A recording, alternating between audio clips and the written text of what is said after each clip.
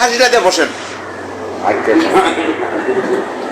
আচ্ছা এখন একটু কথা কইয়া নাই, কথা কইলাই আলহামদুলিল্লাহ মানুষের যে আগ্রহ আমি তো দেখলাম, এই যে ভাইস চেয়ারম্যানে বলেন আর উপজেলা চেয়ারম্যানে বলেন, এত মানুষ দেখার জন্য যায় না, যায় নাই। আমরা কিন্তু ঘুরে দেখতেছি আলহামদুলিল্লাহ। তো আলহামদুলিল্লাহ মানুষের ভালোবাসা ছিল। তো আজকে তো প্রথম কার্য দিবস, মিটিংও চলছে।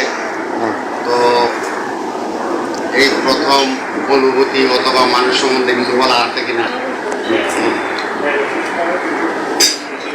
উপজেলাবাসী এবং দেখছেন তাদেরকে আমার আসসালামু আলাইকুম এবং আমি হচ্ছি খায়রুন আক্তার। আপনাদের ভোটে, আপনাদের সহযোগিতায় নবনির্বাচিত মহিলা ভাইস চেয়ারম্যান।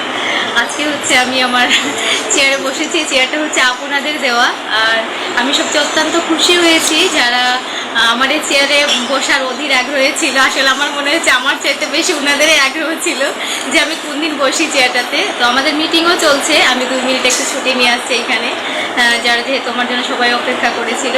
তো সবাই আমার জন্য দোয়া করবেন। আমি আসলে আপনাদের দেওয়া চেয়ারেই বসেছি। আপনারা যদি আমাকে সহযোগিতা না করতেন, আমার পাশে এসে না দাঁড়াতেন এবং আমাকে এত পরিমাণ ভোট দিয়ে জয়যুক্ত না করাতেন, তাহলে আমি এই চেয়ারটা পেতাম না।